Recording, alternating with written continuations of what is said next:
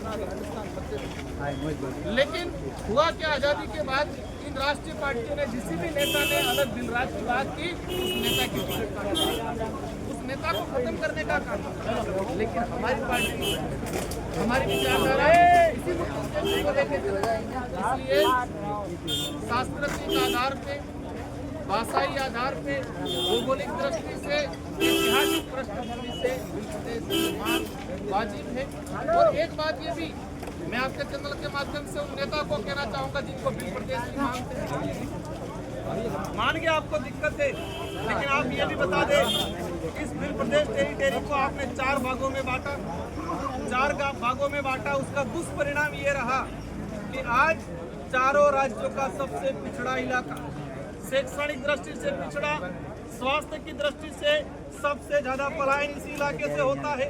मतलब आजादी के बाद इन चारों राज्यों की सरकारें, कोई भी पार्टी रही हो, इस इलाके को आदिवासी बहुल्य क्षेत्र की जनता को वोट बैंक बना के सैद्धांतिक तौर पे आपकी बात सही है, आपने उसके साक्ष्य दी, लेकिन आज के हालात में अगर 4 राज्यों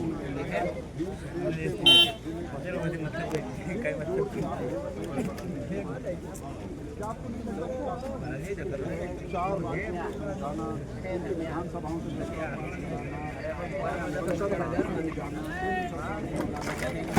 नहीं लगता है कि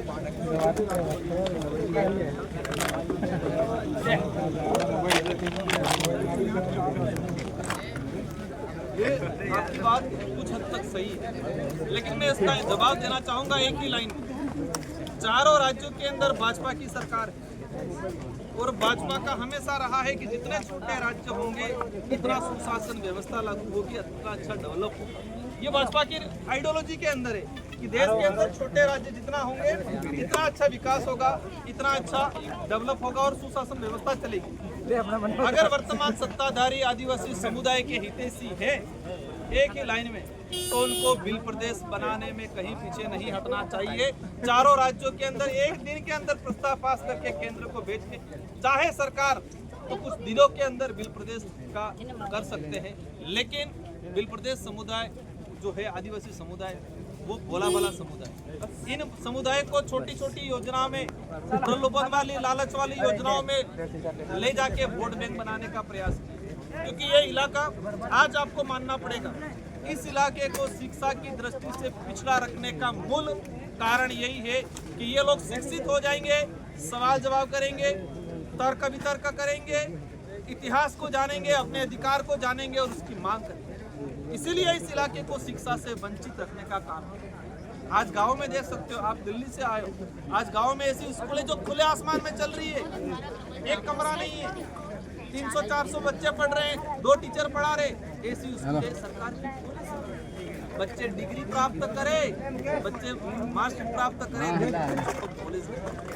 और नॉलेज भी ऐसा देना चाहते हैं ये लोग जो नॉलेज काल्पनिक है, वास्तविक इतिहास को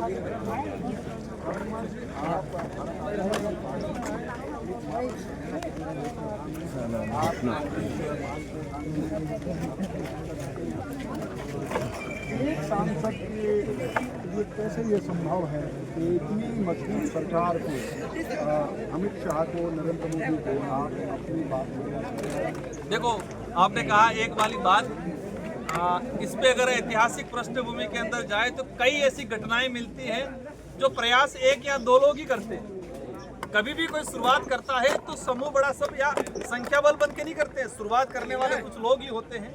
हमारे यहाँ काफी संख्या में लोग हैं और मैं आपको कहना चाह रहा हूँ, राजकुमार रोत रहे नहीं रहे, लेकिन इन युवाओं के अंदर, आने वाली पीढ़ी के अंदर, जो बच्चा इस धरती पे अपने माँ की कोख से पैदा हुआ है और समझदार हुआ है, वो भी बिल प्रदेश की मांग कर रहा है। मतलब चिंगारी ऐसी जल रही है कि आने वाले समय में ज्वालामुखी बन के एक बिल प्रदेश सरकार को मजबूर होना पड़ेगा। ये बात एक सरकार या तो पहले कर दे, इच्छा से करना और मजबूर होके करना। अगर सरकार इच्छा से नहीं करती है तो इसका तात्पर्य ये होता है कि सरकार इस इलाके के लोगों को, आदिवासी समुदाय को पिछड़ा ही रख के वोट बैंक बनाना चाहती है। अगर लेकिन संघर्ष होगा, आज नहीं तो कल बनेगा, 5 साल बाद बनेगा, 10 साल बाद बनेगा, लेकिन सरकार को मजबूर होके। अब सवाल 2 हैं, या तो वो इच्छा से बनाए या मजबूर होके बनाए, या जन दबाव में बनाए। लेकिन जो भील प्रदेश की मांगे, यूँ तो आपने खुद ही बताया कि महाराष्ट्र में भी है, गुजरात में भी है, मध्य प्रदेश में भी है, लेकिन ऐसा लगता है कि इस लड़ाई में दबदबा राजस्थान में, वर्चस्व राजस्थान का है। तो आपको नहीं लगता है कि इससे अड़चन आ सकती है? अड़चन बिल्कुल नहीं आएगी। विरोधी लोग तैयार कर रहे हैं। महाराष्ट्र को लोगों को कह रहे कि आपकी डिमांड है, उनकी डिमांड है।